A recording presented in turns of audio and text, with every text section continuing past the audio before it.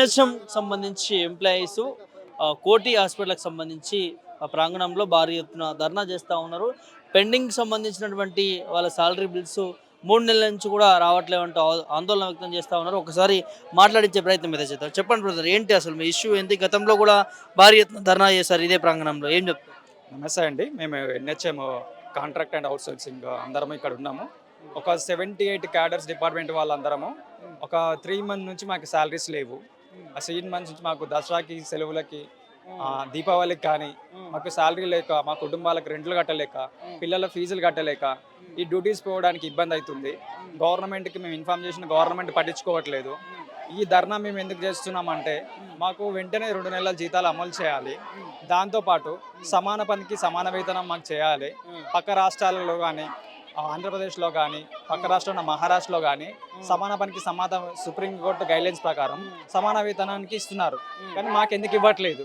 Every year 5% increment చేయాలి, 8% loyalty ఇవ్వాలి. ఇది ఎందుకు ఇవ్వట్లేదు? ఈ ఎన్హెచ్ఎం కాంట్రాక్ట్ అవుట్సోర్సింగ్లో 80% ఫిమేల్స్ ఉన్నారు. వాళ్ళకి 180 డేస్ మెటర్నిటీ లీవ్స్ ఇవ్వట్లేదు. మిగతా పర్మనెంట్ వాళ్ళకి ఇస్తున్నారు, కానీ కాంట్రాక్ట్ వాళ్ళకి ఎందుకు ఇవ్వట్లేదు? ఈ యొక్క మాకు జరుగుతున్న ఈ అన్యాయాన్ని కమిషనర్ గారి దృష్టికి తీసుకుపోవడానికి ఈ ధర్నాన్ని మేము చేస్తున్నాం. మన స్పందన వచ్చిందా? గతంలో కూడా చేసారు మీరు?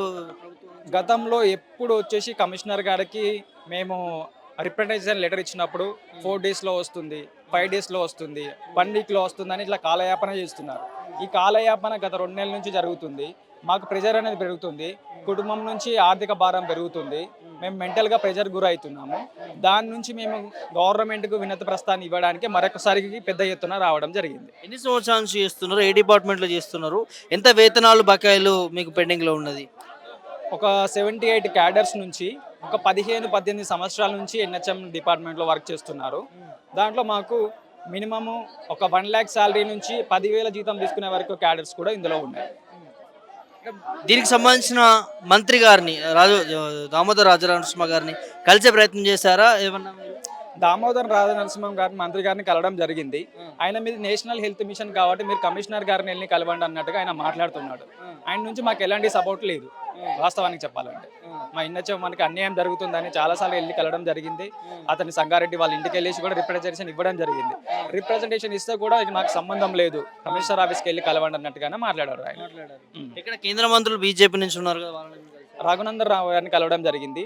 ఆయనని ఈ యొక్క ఎన్హెచ్ఎం సమస్యని నేను పార్లమెంటులో కానీ లేకపోతే సంబంధించిన సెక్రటరీ డిపార్ట్మెంట్కి కానీ నేను అందజేస్తానని ఆయన మాట్లాడడం జరిగింది. ఏం డిమాండ్ చేస్తున్నారు? మాకు ప్రస్తుతానికైతే మాకు జీతాలు అనేది 2 నెలల జీతాలు తక్షణమే విడుదల చేయాలి. మాకు 78 క్యాడర్కి సుప్రీంకోర్టు గైడ్లైన్స్ ప్రకారము సమాన పనికి సమాన వేతనం అనేది విడుదల చేయాలని మేము కోరుకుంటున్నాం. ఎందుకు జాప్యం జరుగుతూ ఉంది? ఎందుకు మీ శాఖలో ఉన్నటువంటి ఈ డిపార్ట్మెంట్ని ప్రభుత్వం కావచ్చు, ఇటు అధికారులు కావచ్చు ఎందుకు పట్టించుకోవట్లేదు? ఎన్హెచ్ఎం అనేది సెంట్రల్ గవర్నమెంట్ సంబంధించిన ప్రాజెక్టు. ఇక్కడ స్టేట్ గవర్నమెంట్ ఏ విధంగా మమ్మల్ని యూజ్ చేసుకుంటుంది అని అంటే, ఏమైనా క్యాంప్స్ ఉన్నాయంటే ఎన్హెచ్ఎం డిపార్ట్మెంట్ వాళ్ళు ఉన్నారు కదా, డాక్టర్స్ని తీసుకెళ్ళడం అని చెప్పేసి మాతో వర్క్ చేసుకుంటున్నారు. జాప్యం సంబంధించిన విషయానికి వస్తే ఇది ఒక ప్రభుత్వం నిర్లక్ష్యం మాత్రమే. ఇది గత సంవత్సరాల నుంచి జరుగుతుంది. మేము ఎన్ని ధర్నాలు చేసినా, ఎన్ని రాబంతులు చేసినా కూడా ఎవరు పట్టించుకోవడం లేదు. నేను 2005 నుంచి ఇక్కడ పనిచేస్తున్నాను ఎన్హెచ్ఎంలో. ఫస్ట్ 5,000 జీతంతో మేము ఈ జాబ్లోకి వచ్చాము. అప్పటి నుంచి ఎన్హెచ్ఎంలో కలవక మొదలు మాకు ఇయర్లీ 5% ఇంక్రిమెంట్ ఉండేది. ఇప్పుడు ఎన్హెచ్ఎంలో కలిసిన తర్వాత ఆ 5% ఇంక్రిమెంట్ కూడా లేకుండా పోయింది. 2018లో మాత్రం మాకు పిఆర్స్ ఇచ్చారు. అప్పటి నుంచి ఇప్పటి వరకు కూడా మళ్ళీ ఎటువంటి జీతాలు పెరుగుడు కానీ లేదు. అవి కూడా 7 నెలల ఏరియర్స్ రావాలి, అవి కూడా రాలేదు. ఒకటే చెప్తామండి, ఎందుకంటే కనీసం ఏదో ఒక పాలేరు పని చేసుకున్నా వాళ్ళ పాలేరు వాళ్ళ రెడ్డో తహసీల్దార్ వాళ్ళ కొడుకుకి వాళ్ళకి పెళ్ళిళ్ళు చేసి కనీసం ఆదుకుంటారు. మా పరిస్థితి అంతకంటే కూడా దరిద్రంగా ఉంది.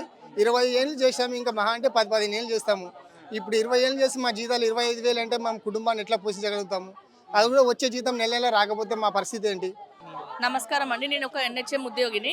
ఇప్పుడు 2 నెలల నుండి మాకు కనీస వేతనాలు లేవండి.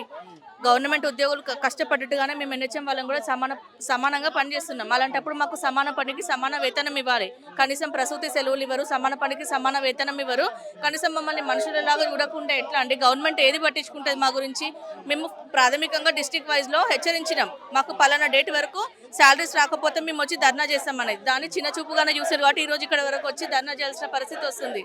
ఇప్పటికైనా గవర్నమెంట్ మమ్మల్ని పట్టించుకొని కనీసం వాళ్ళలాగా మాకు ఎవ్రీ మంత్ ఫస్ట్కి సాలరీస్ అనేది వేస్తే సరిపోతుందండి. మాకు ఇచ్చే జీతాలు కూడా చిన్న చిన్న జీతాలు, ఆ చిన్న చిన్న జీతాలలోనే పిల్లల ఫీజులు, హౌస్ రెంట్స్ అంటే ఎట్లా సరిపోతాయండి? గవర్నమెంట్ అర్థం చేసుకోకపోతే మమ్మల్ని ఎవరు అర్థం చేసుకుంటారు? రాసిన ఎగ్జామ్స్కి రిజల్ట్స్ ఇవ్వట్లేదు, చేసే పనికి జీతం ఇవ్వట్లేదు, ఇచ్చే జీతం కూడా టైం టు టైం ఇవ్వట్లేదు, ప్రసూతి సెలవులు లేవు. మాకు ఒక ఎన్హెచ్ఎం ఉద్యోగి చనిపోతే ఆ కుటుంబానికి ఎలాంటి భరోసా లేదు, వాళ్ళ ఫ్యామిలీ మెంబర్స్కి ఎలాంటి మనీ కానీ లేకపోతే హెల్త్ కార్డ్స్ కానీ దానికి సంబంధించినవి ఏవీ లేవు. ఇవన్నీ గవర్నమెంట్ దృష్టిలో పెట్టుకొని మమ్మల్ని కూడా కొంచెం ఆలోచించాలని కోరుకుంటున్నాం. ఈ కాంగ్రెస్ ప్రభుత్వాన్ని మేము కోరి తెచ్చుకున్నాం, మాకు న్యాయం చేస్తుందని అనుకుంటున్నామండి. ఇప్పటికీ కూడా జీతాలు ఇవ్వకపోతే మాత్రం ఇంకా ఉన్న ఎన్హెచ్ఎం స్టాఫ్ అంతా దిగి పెద్ద ఎత్తున ధర్నా కానీ ముట్టడి కానీ చేస్తామండి. అంతే. ఎంతమంది బాధితులు ఉన్నారు, దీనికి సంబంధించి ఉద్యోగులు ఉన్నారు? 17,000 మంది ఉన్నామండి. 17,000 మంది ఉన్నాము. 17,000 మందిలో ఇప్పుడు కొంతమంది మాత్రమే వచ్చారు. మేము ఏదైతే మా వాళ్ళందరూ కలిసి డిసైడ్ చేసి చెప్పిన టైంలో జీతాలు పడకపోతే మాత్రం పెద్ద ఎత్తున ముట్టడి మాత్రం చేస్తామండి. ఒక కోవిడ్ లాంటి రోగం వస్తే మా విలువ తెలుస్తుందా అండి? ఎంతమంది డాక్టర్లు, సిస్టర్లు, ఏఎన్ఎంస్, ఆశా వర్కర్లు కష్టపడితేనే కదండి ఈరోజు గవర్నమెంట్ అనేది హ్యాపీగా ఉంటుంది. ప్రజలను మేము చూసుకోబట్టే కదా, మా ప్రాణాలకు దిక్కు లేదు ఇక్కడ. ఎన్ని నెలల నుంచి బాధపడుతున్నారు? 2 months అవుతుందండి జీతాలు రాక. గతంలో కూడా ధర్నాలు చేసినట్టు ఇదే సమస్య పైన. నేనైతే ఇప్పుడు ఫస్ట్ టైం అండి, కానీ ఇంతకుముందు వేరే వాళ్ళు చేసినట్టు. ఇంతకుముందు బీఆర్ఎస్ ప్రభుత్వం ఉన్నప్పుడు మాకు 3వ తారీఖున జీతం పడేదండి. ఇప్పుడైతే మరి ఇప్పుడు 2 నెలలైనా జీతం పడట్లేదు. ఇట్లా ఇంతకుముందు కూడా పెండింగ్ పెట్టిండ్రు. ఏమనంటే ఆధార్ కార్డ్స్ అప్డేట్స్ అవి కరెక్ట్గా లేవు, అది ఇదని చిన్న చిన్న రీజన్స్ చెప్తున్నారు. అవన్నీ చూసుకోవాలి కదండి. వాళ్ళైతే జీతాలు లేకుండా పనిచేస్తలేరు కదా, వాళ్ళు జీతాలతోనే పనిచేస్తున్నారు కదా. అలాంటప్పుడు మరి మాకు కూడా జీతాలు ఇవ్వాలి కదా. మా జీతాలు ఆపడం ఎంతవరకు కరెక్ట్ అండి? కొంతమందికి ఇవ్వడం, కొంతమందికి ఆపడం. మా దాంట్లోనే కొంతమందికి 7 నెలల జీతాలు రాలేదంట. మరి కాంట్రాక్ట్ వాళ్ళదేనా ఇక్కడ ప్రాబ్లం ఏంటి జరుగుతుంది? కాంట్రాక్ట్ వాళ్ళకి అంటే కాంట్రాక్ట్ అంటే మేము ఎన్హెచ్ఎం కాంట్రాక్ట్ కదా అండి, గవర్నమెంట్ కాంట్రాక్టే. అది ప్రాబ్లం అంతా గవర్నమెంట్ దగ్గరే ఉంది. కరెక్ట్ రీజన్ ఏం చెప్పట్లేదండి, నాకైతే తెలీదు. మరి ఇంకెవరికైనా తెలుసా ఏమో కానీ కరెక్ట్ రీజన్ అయితే చెప్పట్లేదు. మేము డిమాండ్ చేసేది కొన్నే అండి.